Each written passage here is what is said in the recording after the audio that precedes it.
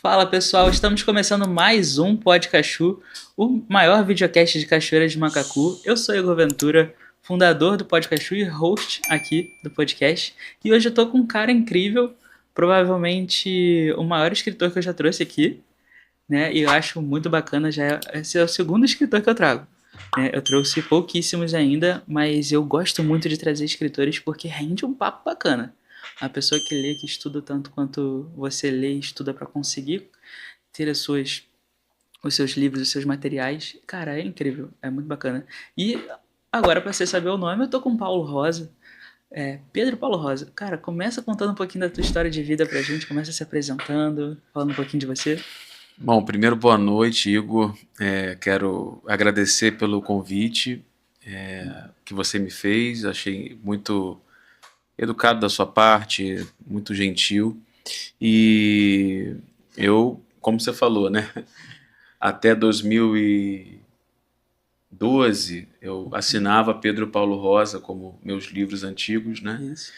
Mas de 2012, 2013 para cá eu resolvi encurtar, ficar mais Entendi. simples, né? Então, Paulo Rosa, e isso foi um marco interessante, porque Cachoeiras de Macacu teve um papel principal nessa minha decisão, porque foi em 2013 que eu conheci, né, a Celeida Rocha, do Grucom, né, do Conheço. Grupo de União e Consciência Negra, que atualmente eles mudaram de nome, agora é a Associação Grupo Cultural Orgulho Negro, e nós gravamos um documentário sobre eles na época, que na verdade era um grande projeto audiovisual chamado Entre Lugares, Memória e Patrimônio no Leste Fluminense.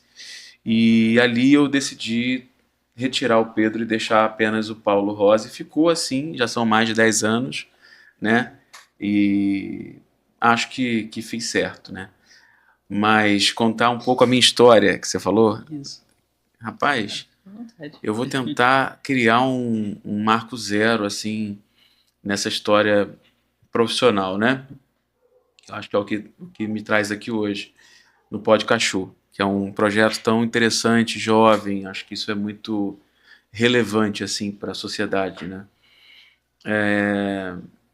Em 2004, eu tinha 14 anos, 14 para 15 anos, e eu sempre tive vontade de me comunicar, né? De lidar com a comunicação. Sempre tive essa verve, essa necessidade. E, enfim, a escrita, junto com a pintura, naquele momento, sempre foram manifestações que eu me joguei, assim, né? Me coloquei à disposição dessas manifestações, né? De uma forma muito infantil, afinal de contas eu era uma criança, né? Um jovem, um pré-adolescente, né? E na época eu namorava uma menina, a Letícia, que inclusive enveredou para essa área das artes também, e nós pensamos juntos na ideia de um filme, um curta-metragem na época chamado O Sonho Verde. Já em 2004 eu já pensava nessa coisa da sustentabilidade, do socioambiental e tudo, de uma forma muito, repito, inocente, digamos, né? 14 anos de idade. Né?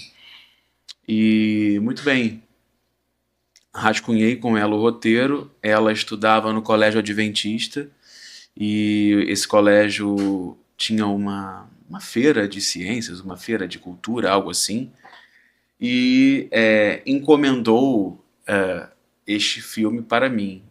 E assim eu acolhi o desafio, né? Minha mãe na época me apoiava muito, né? Nesse lugar de buscar, né? Essas manifestações. Meu pai de criação um pouco menos, mas a minha mãe sempre me apoiou bastante. Meu pai me focou mais na área rural, assim, me trouxe mais os conhecimentos da área rural. Por isso que escolhi também Cachoeiras e eu acho que vou falar disso mais um pouco.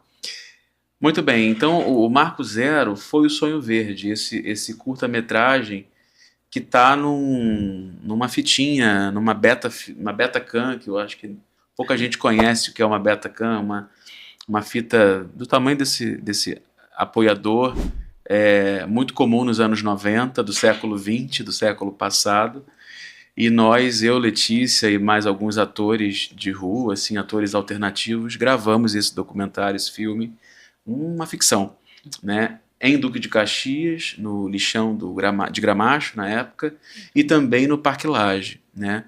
Na época, o diretor era o Fernando Murta, e ele nos permitiu o acesso, né? Legal. Isso 2004, 2004. né? Você era bem novo, né? Então, Era muito novo, 14 anos. Era um fedelho, né? Um pirralho, não sei como é que são os termos, né? Atuais, assim. Mas era muito, muito moleque, assim. E 2006, o Canal Futura, aí eu já com 16 anos, o Canal Futura, que é uma televisão educativa carioca, né? Ligada à família Marinho, abriu um concurso nacional chamado Geração Futura. Este concurso teve 20 edições. Eu participei talvez da 12ª, e era uma chamada pública, um concurso aberto no país, solicitando um roteiro criativo para que o Futura produzisse. Muito bem. Eu, na minha cabeça de 16 anos, pensei sobre normalidade. O que é ser normal? O que é normal? O que é essa coisa da normalidade, né? E montei um roteiro sobre isso, né? E enviei. Essa coisa de edital demora, né? Então passou um mês, passaram 2. Eu falei, bem, já foi, né? Acabou. Não... Eu aqui, um jovem de 16 anos, morava na época em Campo Grande, zona oeste do Rio, subúrbio do Rio. Então, muito distante da capital, muito distante ali da Zona Sul. Muito embora também já tinha tido uma vivência na Zona Sul, com a minha mãe de muitos anos, em Botafogo. E fui selecionado, né? Eu recebi lá o e-mail, que na época era muito quente, né? O e-mail era uma coisa muito importante. A gente não está falando de uma época que não tinha, gente, WhatsApp, Instagram menos, nada disso, né? Então você tinha que ficar ligado no correio, nos telegramas e no e-mail. E eu recebi nos 2 meios, né, de mensagem, de comunicação. E aí fui selecionado lá para o Canal Futura, para a oficina de produção de TV Geração Futura, para produzir esse interprograma de até 3 minutos, sobre normalidade, né? E, Igor, ali eu considero 2006 como o marco, assim, principal da minha trajetória profissional, assim. Eu acho que 2004 foi um rascunho, mas eu começo a passar limpo em 2006, no prédio da Fundação Roberto Marinho, no Canal Futura, lidando com jovens iguais a mim, do norte do país, do sul do país, do centro-oeste, enfim. Então as ideias de tolerância, de respeito, de multilateralismo, de multiculturalismo, sempre foram ao encontro do meu making self, assim, da minha forma de fazer a vida e de entender a vida. Eu acho que isso acrescenta a nós respeito, maturidade, escuta do outro, real, sem parecer que está escutando, né? Hoje em dia é muita simulação, né? Mas real ali. Eu tenho amigos daquela época até hoje. Quero mandar um abraço pro Alex Duarte, inclusive, que é um querido amigo, que é um cara, assim, espetacular. O Alex, ele, não sei nem se ele está no Brasil, ele deve estar na ONU, deve estar lá em Nova York, sei lá, porque ele tem um projeto chamado Cromossomo 21. O Alex é sobre, enfim, pessoas com trissomia, trissomia 21, né? O que chamam de síndrome de Down. E, enfim, é um projeto incrível, e eu e Alex, a gente se conheceu lá no Canal Futura. Tem várias pessoas assim queridas que eu guardo no meu coração, assim. A própria Tatiana Azevedo e tudo, que me selecionou. Então o meu marco foi ali no Canal Futura, não sei se eu te respondi, por meio do cinema, de uma televisão educativa, por meio da literatura, né? Então sou muito grato à minha mãe, né? A minha mãe por ter me incentivado desde sempre à leitura, à escrita, as brincadeiras, né? Sou muito grato ao meu pai, né, que também sempre me incentivou à natureza, ao respeito aos animais, às florestas, enfim, às plantas, né? E sou muito grato à minha avó também. São três pilares, assim, né? Minha avó Cida, que já não está mais aqui entre nós, mas ela assim, sempre foi uma grande maestrina, assim, das minhas relações emocionais mais íntimas, né? Então eu sou muito grato também a ela por essa caminhada. Poxa, que bacana. E o que te levou ao primeiro livro? O primeiro livro, Igor, foi o Hélio. Ué, uhum. Nossa, tem muitos aqui, nem todos são meus, mas a maioria deles. Foi, A gente passa por eles. foi Vamos esse lá. daqui, o O Hélio, Hélio, legal. né? Foi lançado em 2009 pela Usina de Uhum. Letras. Esse tem a crítica literária do André Luiz Mansur, que é um jornalista do jornal o Globo, muito premiado, inclusive, está vivo até hoje. Mansur, um abraço. Né? Tem a orelha da Lorena Passos, que na época era uma namorada, enfim. E eu sou muito grato por esse livro. O que me fez lançá-lo, Igor, em 2009, eu acho que foram essas vivências que eu acumulei de leituras desde 2000 e bolinha, assim, 2001 e tal, que eu acho que o leitor, a gente se forma leitor. A Sim. gente não nasce leitor, né? A gente ser leitor é um exercício mesmo. É igual você malhar, né, na academia e tal. Você ler é malhar o cérebro real, assim. Você tem que Concordo. se comprometer com aquele livro, com aquela história. É um ser vivo, sabe, isso aqui, né? Então, sabe assim, tem uma meta, vou separar 2 horas para ler esse livro. Uhum. Pode ser que eu leia ele todo, pode ser que eu leia só 3 capítulos, 4, 5. A história desse é de um jornalista, o Hélio, né? Que tem um irmão esquizofrênico, o Fabiano, e ele fica entre dois amores, um do presente, um do passado, e o irmão dele, o Fabiano, que ele tem que cuidar, que tem essas questões de esquizofrenia, né? Então Caramba. é um livro meio melancólico, assim, mas ele me surpreendeu muito. Foi lançado na Bienal do Livro do Rio, de 2009, e teve uma segunda publicação, a segunda tiragem, aliás, segunda edição, em 2011, também na Bienal do Livro do Rio, Que né? legal. Então, o que me fez escrevê-lo é o que me faz escrever todos os outros. Eu acho que é essa inquietação. E às vezes eu sonho com as histórias, sonho com os personagens. E o Dalton Interessante. Trevisan, né, que morreu ontem, com 99 anos, né? Pensa, uma pessoa que falece com quase um século, né? O Dalton Trevisan, ele falava isso, que o livro ele tem que ser maior que o autor. A história ela tem que ser maior do que o autor. O autor não é ninguém, é quase esse pano aqui da mesa. Ninguém está vendo ele, mas ele é essencial para cobrir a mesa, para estar na mesa, para compor o ambiente, né? O autor ele é quase que um anteparo, mas o que vale é o livro, o que vale é a história, os personagens. O autor não pode ter vaidade, assim, sabe? Eu sou o autor, o importante. Não, o Uhum. importante é a história, É a obra. é a obra, é o que fica para sempre. Sim. A gente passa. É interessante isso. E você assim, questão das suas obras, quais foram os momentos que você se sentiu grande também por elogios, por alguém que passou, que te mencionou? Como que isso rola pra você? É difícil, eu me sinto grande. Sabe? É aquela sensação de satisfação, né, que eu digo. Isso, Satisfação, satisfação. grato, de repente. Eu acho que quando eu acordo, olho para minha esposa, para Jasmine, né, que está aqui ao meu lado, quando ela me motiva, né, enfim, porque não é fácil, né, você Uhum. escrever no Brasil é quase quase não, é uma doação de tempo, de dinheiro, de muitas coisas, de emoção, né? Mas esse livro aqui, tentando te responder, O Eco da Girafa, que teve essa crítica literária do Dionísio da Silva, né, que Uhum. fez a comparação dele ao Pequeno Príncipe, do Antonin de Saint-Exupéry, e o prefácio do Caco Ciocler, do ator Caco Ciocler, que inclusive terminou a faculdade de biologia, parabéns. Ele publicou aí nas redes, foi um maior sucesso, viralizou, que terminou a faculdade agora de biologia, incrível.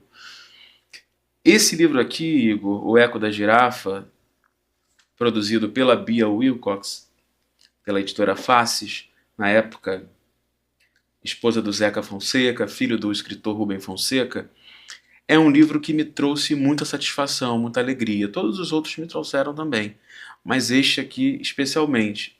Uma fábula infanto-juvenil, curta, mas que me projetou para o mercado internacional, para os leitores, né, de fora do Brasil.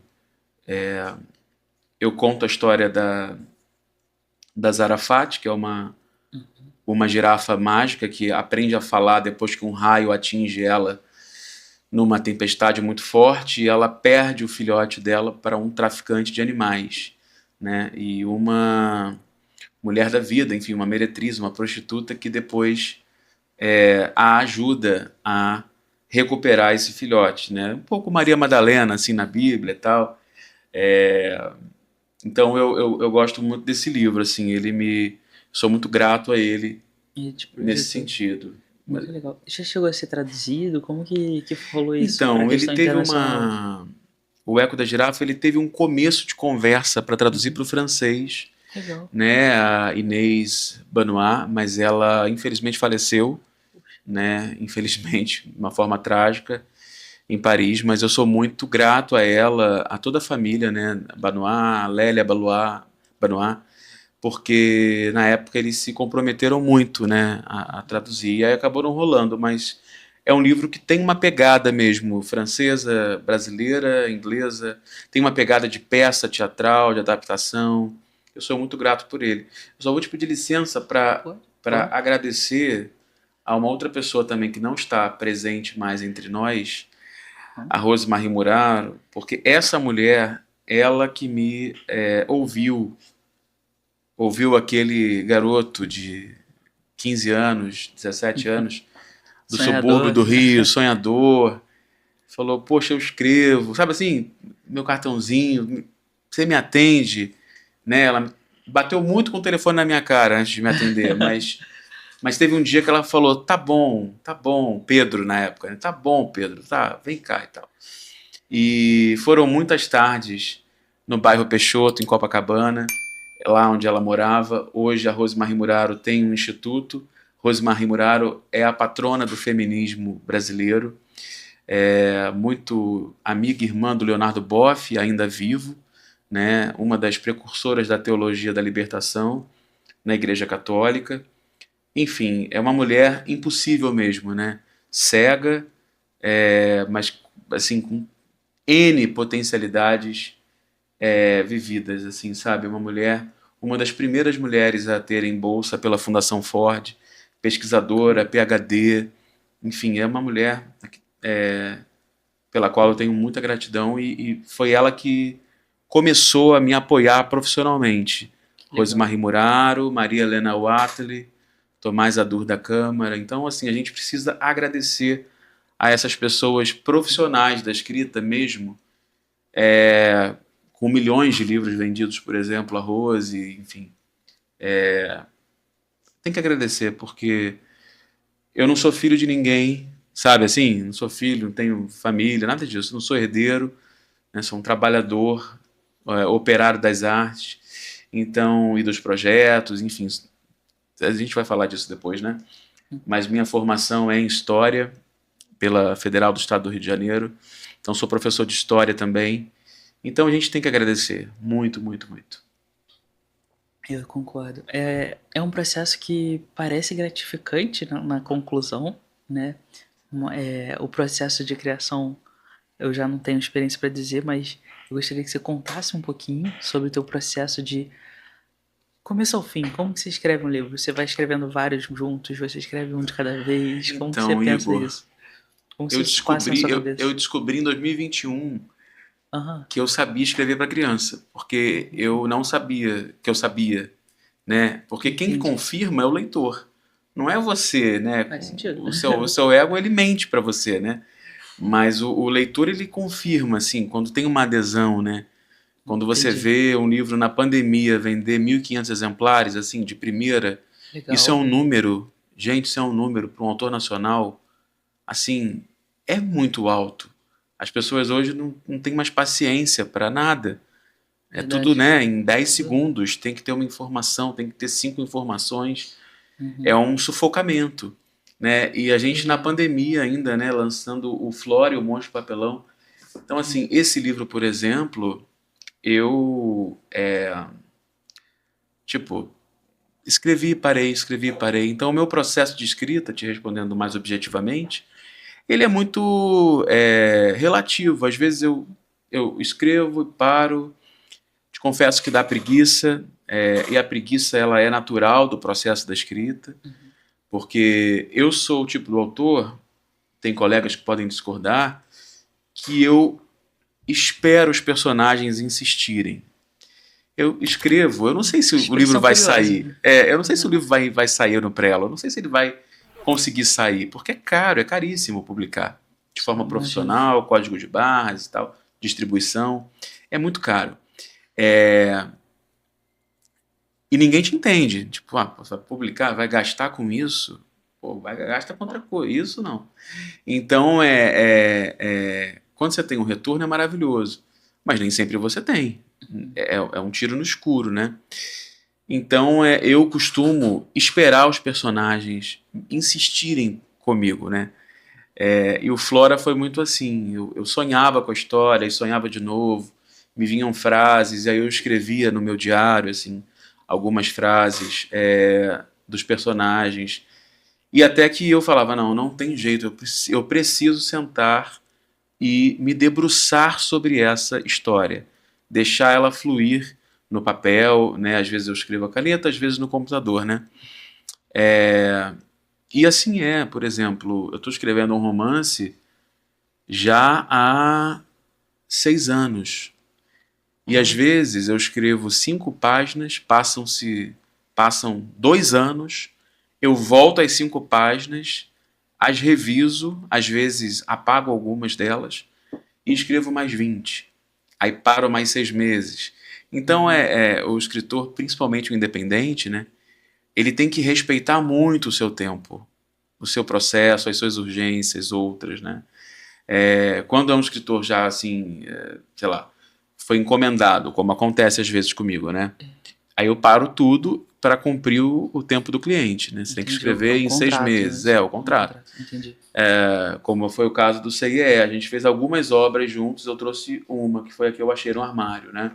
Que foi essa aqui, a série Diálogos, Juventude Fluminense e o Mundo do Trabalho, lançada no Museu Histórico Nacional, Uhum. em 2014. Inclusive, um abraço, professor Arnaldo Nisquier, professor Paulo Pimenta, sou muito grato aos senhores, sempre, pelos nossos projetos, né? De 2011 a 2020 trabalhamos muito juntos. Bom tempo. E, enfim, depende, entende, Igor? Se for um Aham. projeto meu pessoal, não é encomendado, eu deixo aquilo ser mais orgânico possível, sem Entendi. ter uma urgência, sem ter uma pressão. Mas se for encomendado, eu respeito o cliente, né? Entendi. É um pouco isso. Aí acaba, por exemplo, como que você consegue para também conseguir entregar isso em um prazo curto? Às vezes, não sei se é É, curto, né? Mas esse, por não sei exemplo, se para foram você, 6 meses, 6 né? Eu, meses. eu tenho um time comigo, né? Quando é uma obra encomendada, eu tenho um time de pesquisadores associados, né? Né? Isso é um Aham. serviço, né? E você cobra um valor que cubra o seu serviço, né? E também cobre a sua equipe, né? Sim. Se você for ghostwriter, que são alguns casos, escritor fantasma, né? Você não assina, Senão você assim. só escreve a história da pessoa, geralmente um Aham. político e tudo. Ou uma empresa. Às vezes é uma empresa e o CEO da empresa quer carimbar. Entendi. Tem outro valor, tem outro tempo. Você tem que entrar no arquivo da empresa, né? Um dos setores nos quais eu trabalhei no Canal Futura, inclusive, foi no arquivo de TV, desculpe, o arquivo de imagens, né? Então, quem trabalha em arquivo, historiador, né, como eu, tem que saber ser organizado, discreto e de confiança, né? Assim, tem que ter ali o foco, né? Entendi, E uma equipe comprometida. entendi. Né? E quando você trabalha como ghostwriter, você escolhe o tema, você não escolhe? Como que você faz? Você abre mão de alguns trabalhos por conta do tema, do caminho? Já abri mão, Oh, já abri mão. Já abri mão uma vez Enfim, eu não posso falar muitas coisas por força de contrato, mas um traficante muito famoso do Rio de Janeiro, né, meu bem, nos contactou caramba, junto com um apresentador também muito famoso mesmo, da caraca, Casa dos Brasileiros e das Brasileiras, me solicitando. Era um valor bacana, enfim, né? Pagaram até o dobro do que eu sugeri, mas conversando com a minha esposa, conversando lá em casa, né? E também na minha reflexão íntima de fé, né? Eu sou cristão, eu resolvi declinar antes de assinar, né, o contrato. E aí entendi, declinei. Então esse foi um exemplo que assim, era uma história incrível, né? entendi. Que eu poderia ter muito sucesso, muita fama, muito dinheiro com aquele livro, né? Uhum. Que viraria uma série, inclusive virou em parte, enfim. Mas declinei, né? Um outro colega pegou, isso é muito comum de acontecer. Mas a maioria dos trabalhos eu aceito porque geralmente são grandes histórias, são Entendi, grandes personagens, né? O Brasil produz grandes pessoas. entendi. Aí é só a questão de capacidade para conseguir escrever, né? É, Que a pessoa busca. assim, eu sou historiador, então Uhum, é importante ter o senso histórico, né? O entendi, contexto histórico, né? Então, entender ali quem é aquela pessoa, em qual tempo ela viveu, né? Com quem ela se relacionou, como era a vida familiar dela, né? Com uhum, quais empresas ou em quais lugares ela esteve, o que saía na época, né? O que se publicava na época, quais eram os meios de comunicação da época, o que se falava na época, né? Quais eram as urgências da época. Então, um autor profissional e que vende o seu serviço, né? Ele precisa ter senso histórico. Ele não precisa ser um historiador, mas ele precisa se valer do conhecimento histórico. Isso é muito necessário entendi, para ele não ser anacrônico, né, descontextualizado. entendi. Uma outra coisa que eu queria entender é o mundo da escrita no Brasil é muito pesado, muito difícil. E como que você conseguiu caminhos, né, dentro dos últimos anos para escrever e conseguir publicar tantos livros? Rapaz, Porque a gente olhando de fora, a gente acho que é entende Deus mesmo. a questão do investimento, né? Aham. Mas às vezes parece que a gente fala assim, cara, mas como é que continua? Como É, que se mantém no eu acho que eu também mercado? me pergunto De... isso. Isso que você está me perguntando, eu acho que eu também me pergunto. Esse último livro, O Corpo do Vento, por exemplo, Uhum, foi uma chamada pública internacional de uma editora suíço-brasileira. aham, É, e eu, de novo, participei de um concurso internacional e passei. Né? O entendi. meu poema foi. O meu poema e os meus poemas foram selecionados para se tornarem livro. Né? Então, assim, eu não tive, nesse caso, custo. Mas eu também me pergunto, assim, eu acho que Deus vai nos escolhendo para algumas missões assim que nem a gente sabe muito bem responder. Você vê, eu sou autor profissional, assim como o Milner Fernandes, mas Aham, nós, até onde eu saiba, não somos da Academia Cachoeirense de Letras.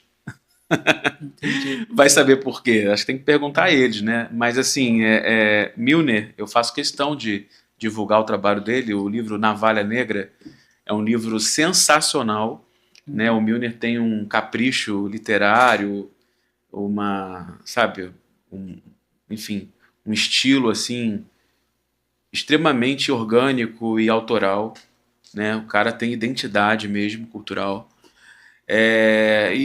E é isso. Então tem coisas que eu também me pergunto, tipo isso, né?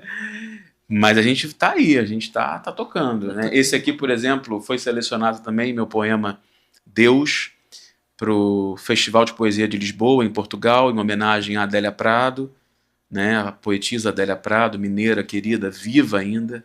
Um Aham, beijo, Adélia, e todos da sua família. né? Esse livro se chama A Vida é Mais Tempo Alegre do que Triste. Concordo, né? E meu poema está aqui na página 177. Está aqui Legal. também, publicado. Então Aham, saiu em Portugal e também no Salão do Livro de Genebra, na Suíça. Então é entendi. um pouco isso, assim. Também me pergunto. Entendi. Falando em, já que você mencionou algumas coisas, algumas cidades na Europa, né? Eu queria saber sobre as Olimpíadas que você mencionou Uhum, comigo numa conversa nossa, de aham, Zurique, né? Como sim, que funciona uma Olimpíada dessa? O que que acontece? sim. Você foi pra lá pessoalmente? Conta um Algumas pouquinho dessa vezes. história, conta um pouquinho pra gente. Algumas vezes. Então, Igor, falar da segunda Olimpíadas de Português como língua de herança da ABEC é importante. Eu até trouxe esse boné de propósito aqui, porque a ABEC é uma grande parceira. Eu vou colocar, vou desarrumar o tupete para colocar de propósito aqui esse bonezinho da ABEC, porque ABEC significa o quê, gente? Associação Brasileira de Educação e Cultura, em Zurique, na Suíça. É um trabalho seríssimo, reconhecido pelo Consulado-Geral do Brasil em Zurique e pelo Ministério da Educação suíço, feitos pela Miriam Miller Visentini, Débora Miller, Arlette Baumann, Fernanda Ferrari. Eu vou esquecer de algumas pessoas, Michelle Freimiller. Enfim, são muitas mulheres aguerridas, professoras, educadoras, que carregam a ABEC há mais de 15 anos. E a Associação Brasileira de Educação e Cultura garante a cultura brasileira, a língua de herança, o português falado e escrito para as crianças brasileiras, né, que são filhas de mães brasileiras e pais europeus, suíços, franceses, alemães, a falarem o português, a conseguirem pegar este livro, por exemplo, ler este livro, compreendê-lo, interpretá-lo, conversar sobre a história, né? Porque as crianças, filhas de pais estrangeiros, muitas das vezes sofrem muito porque não conseguem falar a língua materna, a língua da mãe, Uhum, e falam errado a língua do pai, o alemão, o francês, o italiano, enfim. entendi. Então elas viram uma espécie de assim peixe fora d'água e fica complicado para elas na escola tradicional suíça, né? São discriminadas, sofrem bullying, enfim. E também quando elas vêm para o Brasil, elas, se não tiverem a formação na ABEC, elas escrevem errado, falam errado, né?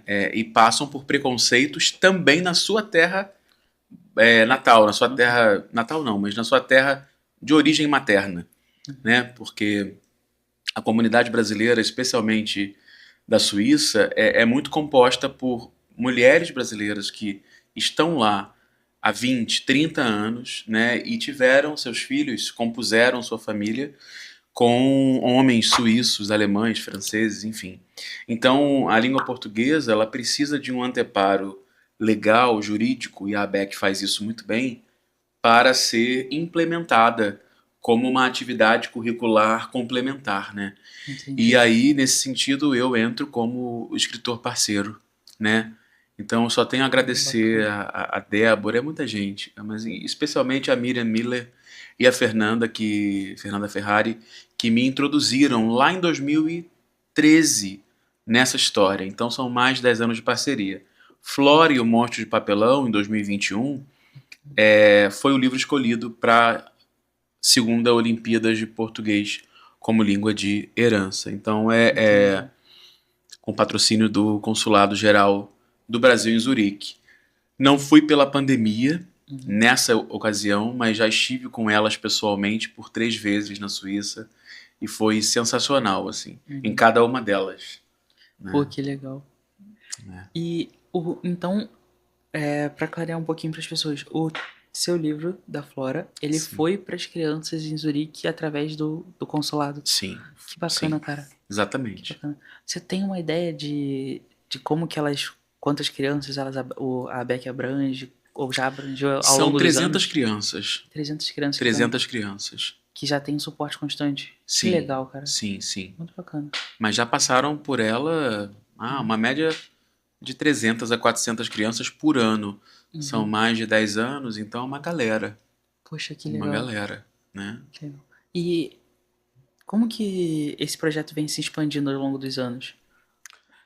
Então, gente tem- a língua de herança, o POL, né, que fala, né, português como língua de herança, ou PLH, como preferirem, ele é uma abordagem nova, digamos assim, na academia internacional e justamente instituições como a Associação Brasileira de Educação e Cultura, a ABEC, a Associação Raízes, que fica na Suíça francesa, né? A ABEC atua muito na Suíça alemã. A Suíça tem 3 cantões, 3 línguas, é difícil. O negócio lá é multilinguístico mesmo. E as meninas estão tentando, junto à Universidade de Zurique, junto ao Ministério da Educação brasileiro e ao Ministério da Educação suíço, regulamentar, colocar na letra da lei a necessidade do português como língua de herança, né? E da necessidade também de cadastrar, de buscar novos autores brasileiros, famosos ou não, independentes ou não, como é o meu caso, para serem parceiros, né? Então o crescimento ele é vertiginoso, assim, ele cresce, o português como língua de herança cresce a cada vez mais. E cada ano cresce mais, porque, na verdade, a linguagem é um direito social. É uma construção social, mas é um direito social, é cidadania. Você saber falar a sua língua portuguesa de modo adequado, de modo acreditado, que vão te respeitar, que vão te acolher, né? Como a saúde também, né? Eu também sou pesquisador da Casa de Oswaldo Cruz, da Fundação Oswaldo Cruz. A gente lá na Fiocruz, a gente entende a saúde como direito social, construção social. E isso não é ser de esquerda, ser de direita, isso é cumprir a Constituição Federal do Brasil de 1988. Sim. Pura e simplesmente.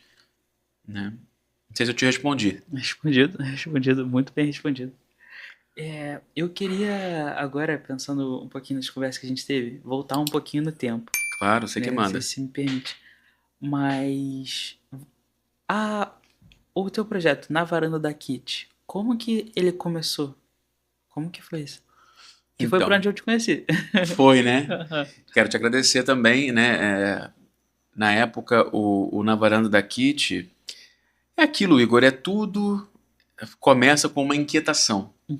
E a inquietação vai ganhando espaços ao longo do tempo.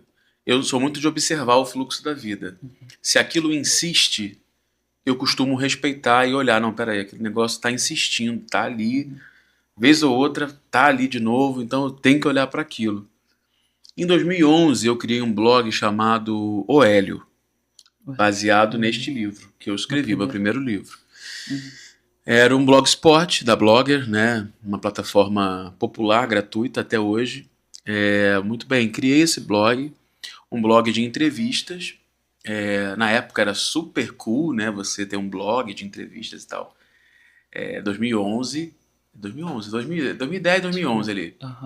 E entrevistei N pessoas nesse blog, né? Assim, tem lá Beto Guedes, Jorge Israel, do Kid de Abelha. Eu ia nos shows e pedia. Pedia meia hora com eles, assim, sabe? Pessoalmente. Às vezes eu tomava não, às vezes eu tomava sim. Né? Todas as vezes que vocês viram lá foram os sims que eu tomei, mas eu já tomei muito não também. E o blog O Hélio fazia muito sucesso, assim, sabe? Muita visualização, né? Muitos visitantes, a gente contava os visitantes, né? Então 5 mil, 10 mil, 11 mil eram números para a época elevadíssimos. E depois o YouTube apareceu, né? Surgiu o YouTube, né? Primeiro foi o boom do Google. Eu já não sou mais tão garoto, gente. Primeiro foi o boom do Google, depois foi o boom do... Não, primeiro foi o blog, depois o Google, depois o YouTube. Então, quando o YouTube surgiu, eu falei, poxa vida, a gente tem que criar um programa, o Hélio, né? E no programa O Hélio, eu também levei algumas pessoas, né? Entre as quais, sempre agradecendo aqui, os atores Gustavo Falcão, Vladimir Brista, quero agradecer porque vocês foram assim sensacionais na época e são até hoje, são talentos do Brasil, né? Levamos também Caco Ciocler, levamos o Omar Salomão, filho do poeta, o Ali Salomão, ou Ali Salomão, para quem preferir. Então, assim, foi indo. E aquilo, depois, a gente tinha um patrocínio de uma televisão local, gaúcha, mas depois aquilo foi acabando e eu também tocando minha vida, né? Até que, de novo, YouTube se manteve e eu, né, sempre inquieto. Minha esposa Jasmine é que sabe, que sofre com essa minha inquietação. Falei, meu bem, tá na hora da gente falar um pouco. A gente tá muito tempo quietinho, vamos falar um pouco. Tem muito conteúdo ruim na internet. Acho que esse foi o gatilho. Muito Entendi. conteúdo horrível. A gente precisa produzir um conteúdo de verdade, com contexto histórico, Entendi. sem ser xarope, sem ser assim um saco de ouvir e tal. E aí o Na Varanda da Kit nasceu muito nesse lugar de produção de conteúdos autênticos, né? E aí nós parcerizamos com o Laboratório de Arte Metrópole da UFRJ, o IMAN, a quem eu agradeço, o André Casanova Maia, e com a Cinemateca do MAN também, né? O Museu de Arte Moderna do Rio de Janeiro, né? Palco do G20. E Na Varanda da Kit foi muito prazeroso, só que muito custoso, né? Tudo ali foi tudo do nosso bolso. Então a gente teve alguns episódios, contamos com a ajuda luxuosa do Ellison Rodrigues, professor também, produtor de conteúdo aqui da cidade, de Cachoeira de Macacu, da Tarsila Mariana, né? Tarsila Mariana, Quintela Tavares, eu falo com ela, você tem nome de milionária, você não tem nome, tem nome de milionária, cara. Gente, sempre feliz por ela também. Então, você sempre falou também, né? Sempre Pois feliz. Tarsila também nos ajudou em alguns episódios e levamos lá gente daqui de Cachoeiras de Macacu, a Gabi Coelho, Gabriela Coelho, né, uma ativista social incrível, um beijo, Gabi. Levamos a prefeita Manuela Pérez, de Saquarema, ela foi lá na nossa kitnetzinha, no centro da cidade. Levamos mais quem, gente? Luciene Carmo da Conceição, aqui de Cachoeiras de Macacu, subsecretária do IAPCM. Raquel Locke, vice-presidente da Régua, Reserva Ecológica do Guapiaçu. Que mais? Vou esquecer. A Joyce Trindade, vereadora mais votada da capital fluminense, com mais de 33 mil votos. Atual secretária municipal de mulheres, vai ser também, o Eduardo Paes já anunciou. Enfim, uma galera, assim, sabe? E prefeito de Duque de Caxias também, o Wilson Reis, um grande abraço pro senhor. Prefeito Wilson Reis. Enfim, e na Varanda da Kit surgiu por isso. Vontade de produzir conteúdo. Está tudo lá, gente. Paulo Rosa, Razões para Aprofundar. Tem lá no YouTube. Tem muita coisa de Cachoeiras de Macacu. Inclusive, eu amo essa cidade. Tudo meu passa por essa cidade desde 2012 para cá. Esse livro meu atual, O Corpo do Vento, vocês podem seguir lá, @paulorosa.autor no Instagram. Tem muitas poesias sobre Cachoeiras de Macacu, sobre minhas viagens também, América do Sul, Europa, enfim. Tem muita coisa aqui, angústias de pandemia, melancolias de pandemia. Então eu sou fã desse município, né? Sou fã desse município. Poxa, que legal. Entrando agora nesse mercado audiovisual, né, já que você foi do blog pro audiovisual, cara, me fala um pouquinho do PVCL, que a Sim, gente conversou, sim, né, o Programa de Valorização da Cultura Local. Eu queria entender um pouquinho mais. claro. Você tem uma experiência grande nessa área, então conta um pouquinho. Primeiro, o que é o PVCL, depois da tua experiência Então, audiovisual, ou ao contrário. Fica à vontade. não, tranquilo. Eu falo demais aqui, meu Deus do céu, até peço desculpas, mas o PVCL era um programa que eu acredito que ainda exista. Eu estou falando, gente, de 2012, tá? Então, desculpa se alguma coisa me fugir. Chama-se Programa de Valorização da Cultura Local.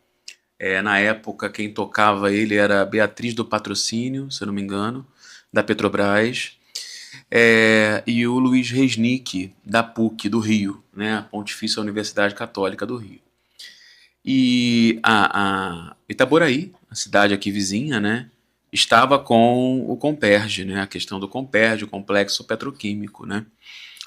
E o Comperj, ele impactaria socioambientalmente 5 municípios.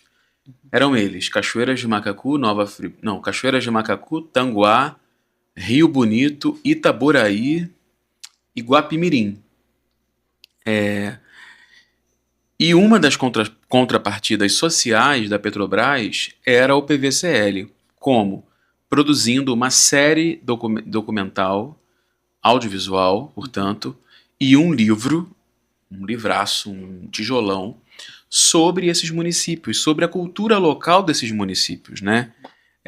O que já está reconhecido pelo INEPAC, por exemplo, como é o caso aqui de Cachoeiras de Macacu, das ruínas de São José da Boa Morte. Eu quero inclusive parabenizar a Fundação Macatura, o prefeito Rafael Miranda, Paulo Schiavo, Rafaela Barroso, enfim, todos ali pelo projeto, né, que está aí rodando. Agora eles já divulgaram, né, então pode-se falar também dele. Mas voltando, o PVCL visava o quê? Registrar esses bens materiais e imateriais desses municípios, né, tombados ou não. E se precisava de um diretor ou de uma diretora audiovisual para dar conta desse projetaço, assim, né? São 5 filmes em um, né? 20 minutos cada filme, né? Quem faria este trabalho seria a diretora Carol Garritano, uma querida amiga também da PUC. A Carol, ela na época foi fazer um curso em Londres de cinema, alguma coisa assim, na Inglaterra, e falou comigo, né, que tinha esse job, né? Falou: olha, eu tenho esse trabalho, é longe, você não mora perto, mas eu acho que você vai gostar, tem a tua cara, tem a tua pegada socioambiental, aquela preocupação que eu sempre tive desde os meus 14 anos, como te falei. E eu falei: tá, Carol, deixa eu ver o tamanho do monstro, né? Eu preciso de uma reunião, né? E aí o Luiz Resnick, me chamou na casa dele, na Tijuca, para fazer a reunião. Na época o Luiz, inclusive, era padrasto dela. Acho que ainda é. E ele falou: ó, esse é o... né? Desculpa a palavra, mas é o tamanhão que eu tenho para você, cara. A gente tem isso de recurso, tem esse o trabalho. Você vai dar conta? É isso? Eu falei: ó, Luiz, eu vou pegar. Eu não conheço a região. Eu estava num outro trabalho audiovisual, né, trabalhando no arquivo de imagens de uma campanha política para um governador, né, que não me cabe aqui falar o nome, mas um ex-governador.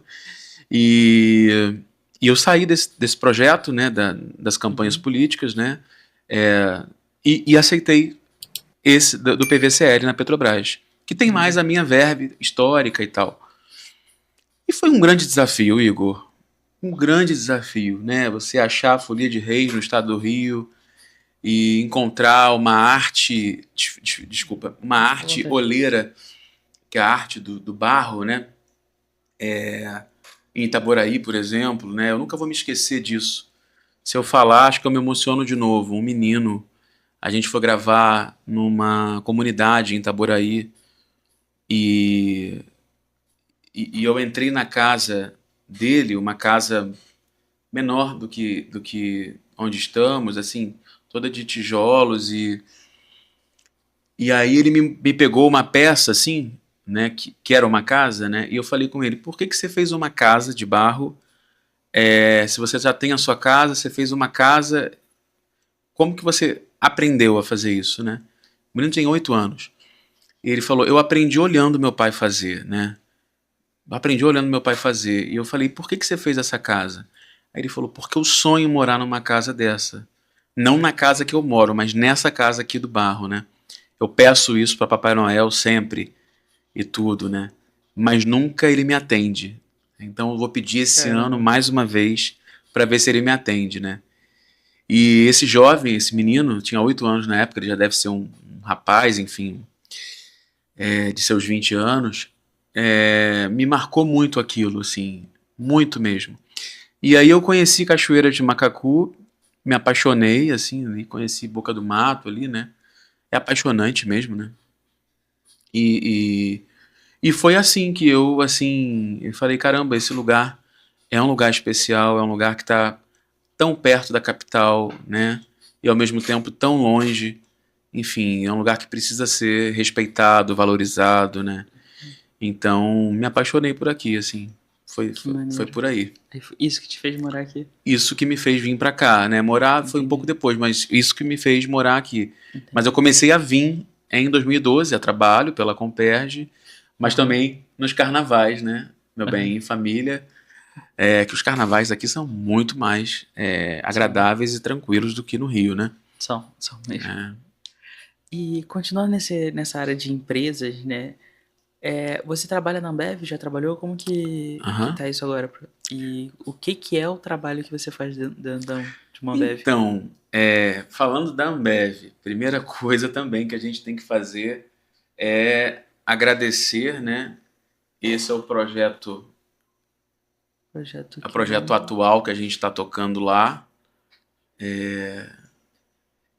na Ambev, projeto Quilombo Sustentável Sete Ladeiras, né? Com apoio da Fundação Grupo Volkswagen e da ONG Paulista Cidade Ativa, com patrocínio oficial da Ambev Ama. A gente, assim, tem uma relação. É outra coisa que Deus vai explicando, né? Eu trabalho com projetos, como eu te falei, se eu for criar um ponto zero, 2006, né? Porque 2004 eu tenho como rascunho, né? Aquele filme. Então, eu gostaria de deixar, antes de mais nada, claro aqui, para quem nos escuta, que a assessoria de projetos e captações, ela tem uma CBO registrada na legislação. Ou seja, ela está no cadastro brasileiro de ocupações, né? Ela é uma profissão, ela tem uma regulamentação, é um serviço. Quando alguém te procura, e muita gente me procura para isso, né? Eu tenho um projeto, eu tenho uma ideia, por favor, me ajuda, me ajuda. É muito difícil, às vezes, explicar para a pessoa que não é porque eu não quero fazer, mas é porque eu não, primeiro, não tenho tempo para fazer, e segundo, é um serviço. Você elaborar um projeto, você ficar 8, 10, 11, 15 horas sentado, dá muita hérnia de disco, gente. Com Lendo, certeza. relendo, escrevendo, pensando, comunicando com a comunidade, com as pessoas, isso é de um trabalho hercúleo. É muito difícil. Isso suga a sua energia mental, corporal, né? Então, quando dá, eu faço, como já fiz diversas vezes gratuitamente. Uhum. Mas tem dado cada vez menos, né? A vida vai passando, você não tem como abraçar todo mundo, né?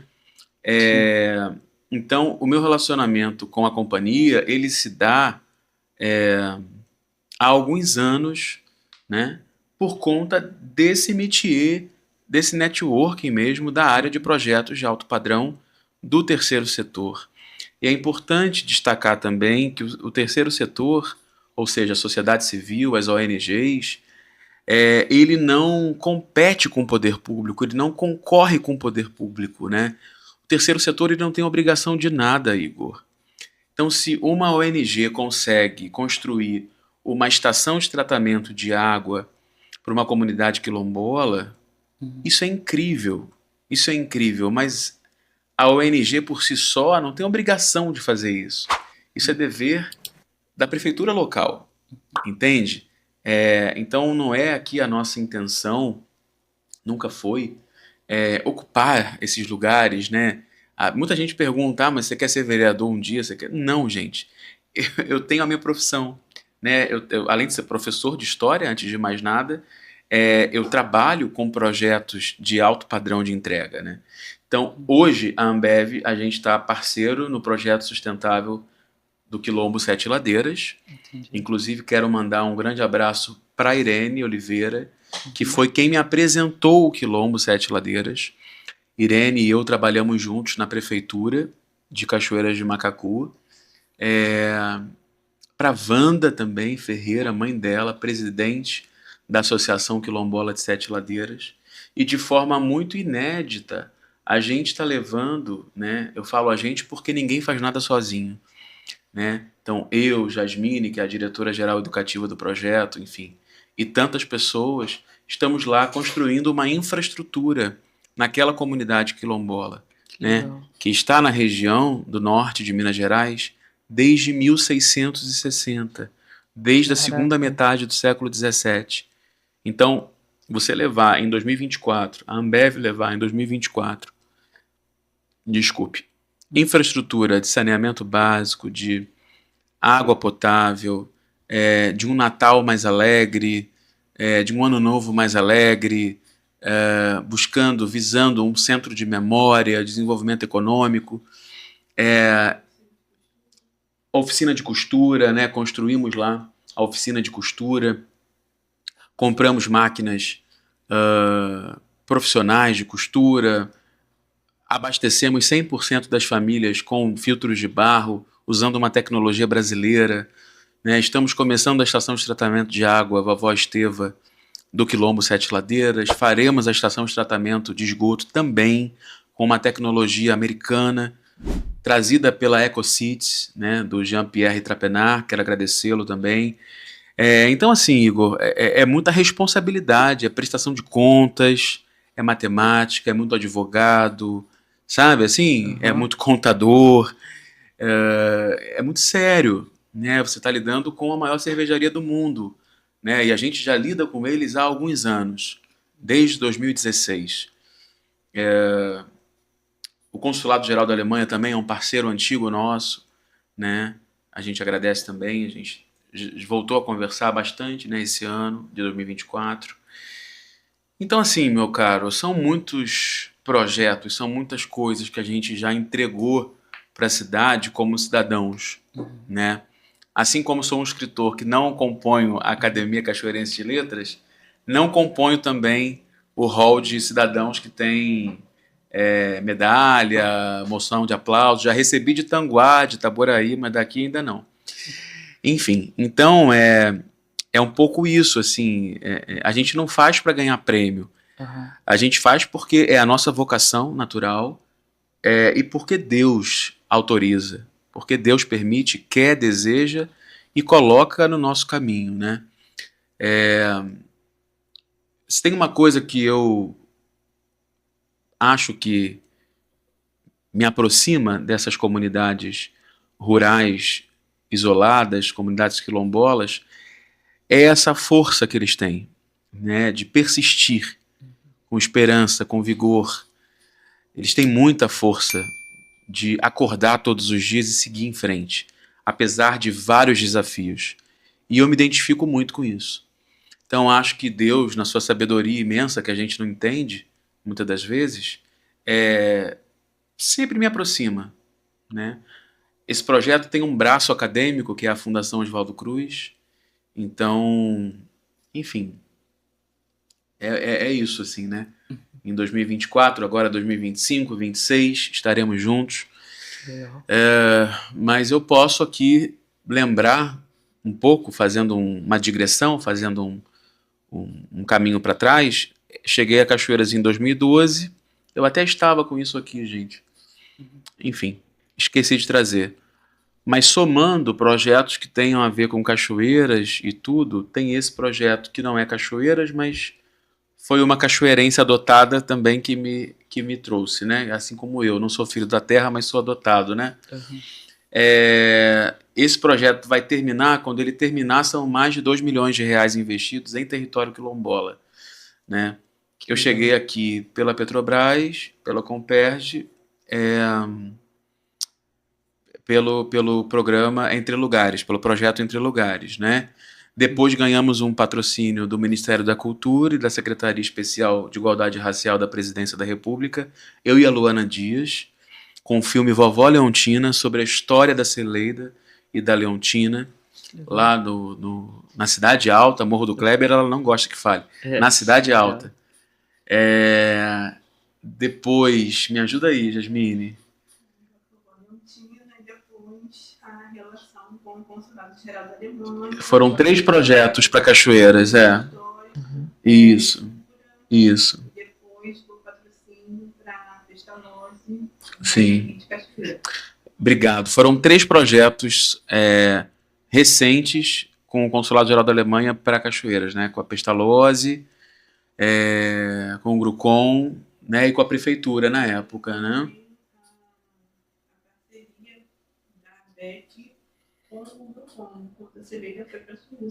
Com certeza, com certeza. Por isso que Jasmine é perfeita para me lembrar.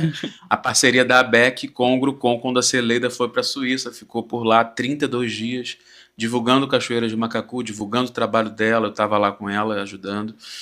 Enfim, vendendo os produtos dela, o livro dela, né? Então, assim, parece muito glamouroso, mas não é, gente, é muito trabalho, né? E você não enriquece, não. Quem enriquece com o projeto é bandido.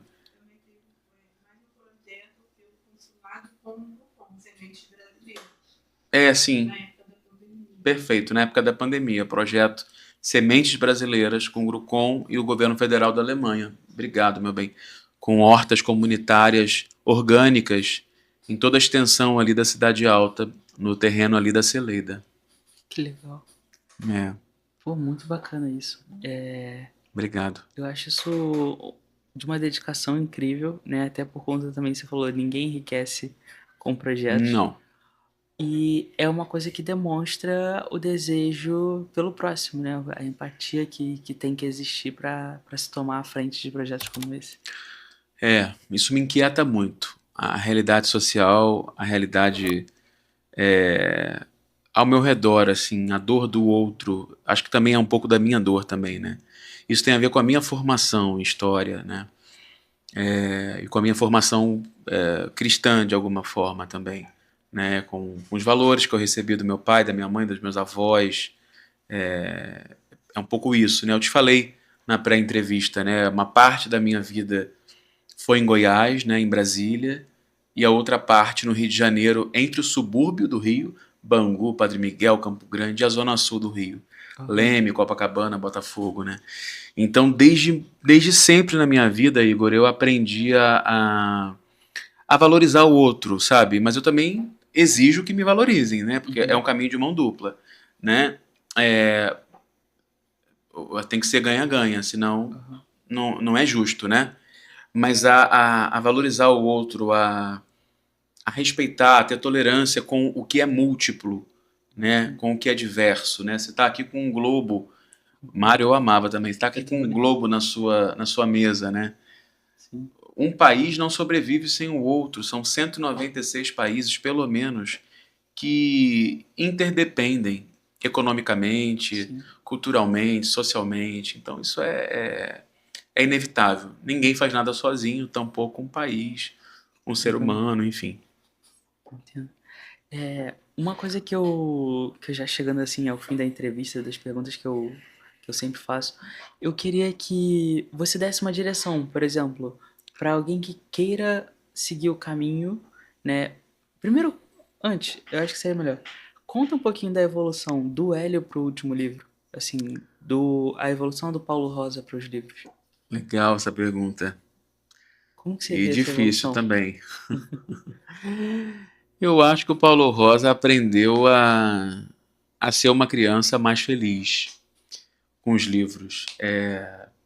O Hélio é um primeiro livro muito assim pesado, adulto, um conteúdo muito adulto, muito quente. E aí passando para o Flora, né? A Chegando, escrita de infanto-juvenil e tudo mais. Eu acho que eu fui aprendendo mais com as crianças, né? Me soltando mais. Eu acho que isso é importante. Eu acho que eu estou mais maduro, mais idade, mais experiência de vida e mais leve. Eu acho que essa é a palavra, assim, mais leve. Entendeu? No ano que vem também vai sair o meu site, né, oficial, direitinho. Quero agradecer a Lia Marzulo, que vai fazer com todo carinho. É um profissional, uma brasileira querida, mas que mora em Portugal já há um tempo. Enfim. Poxa, bacana. E qual que é o intuito do site? O que vai ter? Conta pra Então, gente. o intuito do site, Igor, é a gente reunir tudo meu lá. Aham. Porque hoje eu tenho uma página no Instagram com 300 e poucos seguidores. Aí a página do Flora com 1.000 e poucos seguidores. Aí a página do outro livro com 200 seguidores. Aí tem a minha outra página pessoal mais trancada com, sei lá, 800 seguidores. Então o meu objetivo é vender mais fácil ali, né? Fazer um e-commerce mais fácil. E também reunir mais os leitores ali.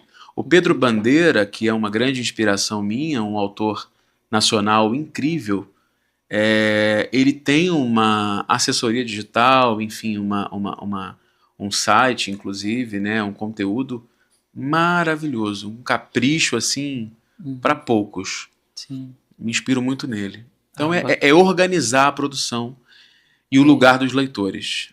legal. Eu acho bacana ver isso de um autor já nos seus, o quê? 80 anos? O Pedro deve ter uns Já deve 80 ter, anos, já deve estar por aí. é. Acho muito bacana. Ele é maravilhoso, nossa. E Eu, aí? desculpa, meu Uhum. Deus do céu, eu tenho que agradecer aqui. Obrigado, Jasmine, por me lembrar. Eu preciso agradecer aqui, pelo amor de Deus, gente. Primeiro, Fernandinha Fonseca, minha amiga ilustradora, luxuosíssima com essas ilustrações. Mas eu quero mandar um beijo, um abraço especial, primeiro, para Márcia, do fundo do meu coração, esposa do Ziraldo, nosso autor maior. Muito obrigado, Márcia. Muito obrigado, Ziraldo, por ter recomendado esse livro, por ter indicado. A Rosiana Murray também, pelo mesmo motivo, e a Bia Bedran, né? São 3 gerações da literatura nacional.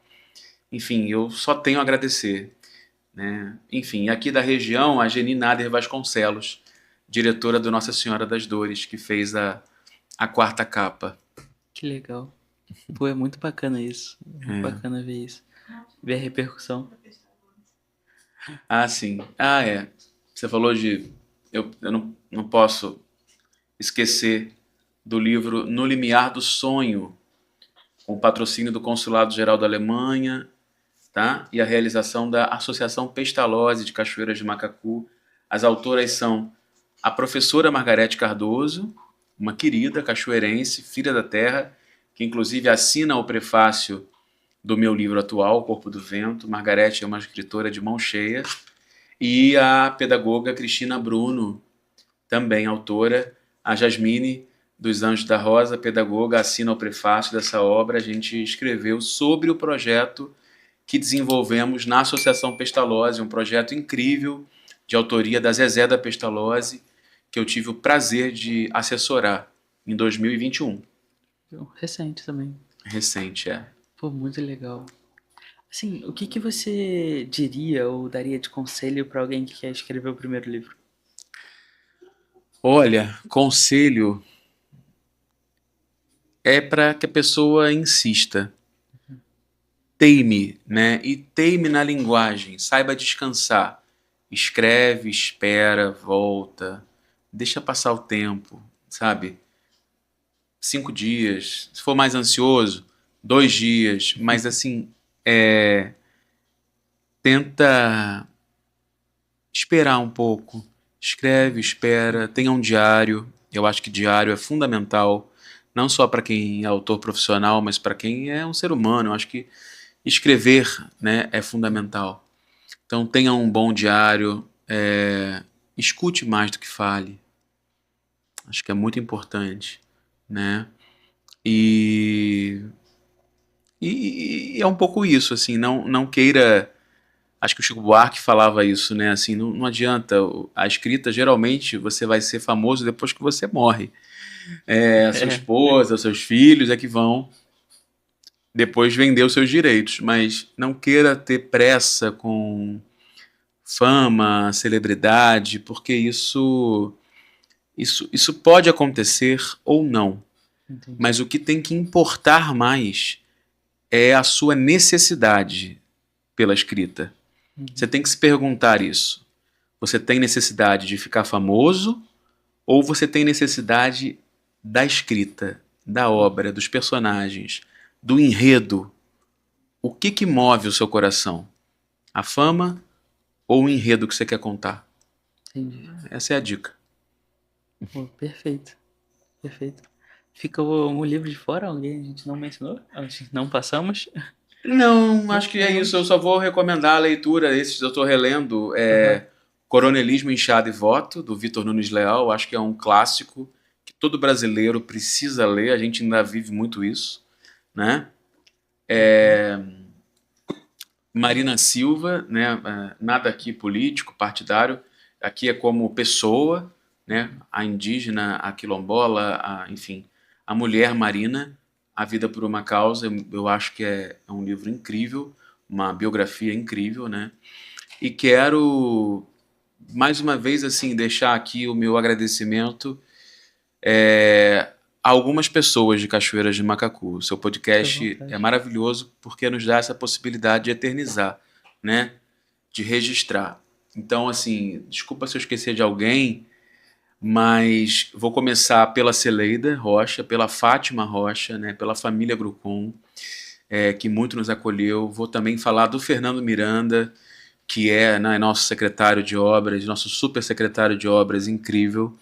Fernando também sempre muito carinhoso conosco, muito respeitoso com a nossa família, com muita escuta. O prefeito Rafael Miranda também, lá em 2012, 2013, né, Jasmine, sempre nos ouviu com muito diálogo, muito respeito, muita consideração. Eu acho que isso é muito importante pontuar, né? Um homem do tamanho do Rafael ouvir um casal que está chegando, né, no município. Isso já tem mais de 11 anos, né?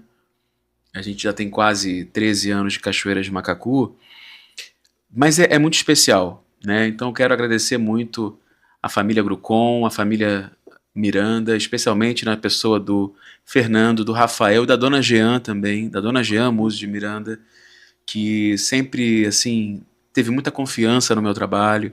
Eu já estive com ela algumas vezes trabalhando, Uhum. e ela, uma pessoa idosa, você sabe, não é todo mundo que Sim. a pessoa confia, né? Quero agradecer muito a ela também, a todos da família, né? A Carol, e todos ali com quem eu tive a chance de conviver, assim, Uhum. né? Mais recentemente, nesse governo 2021-24, né? A Rafaela Barroso, são muitos.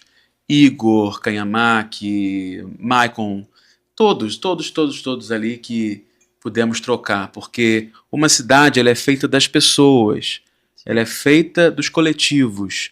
Uma cidade vazia, nós vimos na pandemia, são só paralelepípedos. Uhum. E como disse Carlos Drummond de Andrade, pedras no meio do caminho só atrapalham, né? A gente precisa caminhar apesar das pedras. Então as pessoas são muito importantes nessa caminhada, né? É um pouco isso que eu queria colocar, agradecer também, mandar um abraço para todos da Igreja Batista Central. Enfim, é muita gente. Cachoeiras de Macacu é muita gente. Assim, a gente tem desafios, né? Mas também temos muito mais a agradecer, né? A Temos. palavra de Deus fala que a gente precisa acolher os estrangeiros, né? Acolher as pessoas de fora. E nós nos sentimos assim na maioria das vezes. Muito obrigado. Pô, nada, cara, nada. Eu fico muito grato de sentir que as pessoas ficam confortáveis assim, que nem parece que você se sentiu no podcast. Muito. Aqui é um Acho muito espaço bacana. maravilhoso. Pô, obrigado pela vinda, pela dedicação, o tempo para não um podcast, mas dois, né? Como você disse, tem a pré-entrevista que a gente bate um papo, Sim. que é importante também para conhecer, para quebrar o gelo, para conseguir fazer um podcast melhor ainda. Porque não tem como eu conhecer tudo, a história de todo mundo, então eu tenho que fazer esse bate-papo, Sim. conheço. Obrigado por topar essa empreitada junto comigo. Obrigado. Cara, ficou incrível o bate-papo. Adoro bate-papos como esse. Um bate-papo cheio de cultura, cheio de conhecimento. Muito aprendizado para quem chegou até aqui, né? Para quem vem assistindo os podcasts. Adoro fazer podcast como esse. E só te agradecer, cara. Só tenho te Muito agradecer. obrigado, Igor. Vida longa esse projeto que possa continuar em 2025 com ainda mais Sim. apoio público, privado, enfim. É isso que a gente deseja. Fechado. Muito obrigado, cara. Obrigado mesmo. Obrigado para você que assistiu até aqui. Esse foi mais um Pod Cachu, de Cachoeiras pro Mundo. E até a próxima. Até a próxima. Não esquece de se inscrever, de deixar aquela curtida. Se quiser deixar alguma dúvida aqui embaixo, a gente sempre encaminha as perguntas pro convidado também, sempre mostra para eles. Então, obrigado e até a próxima. Valeu!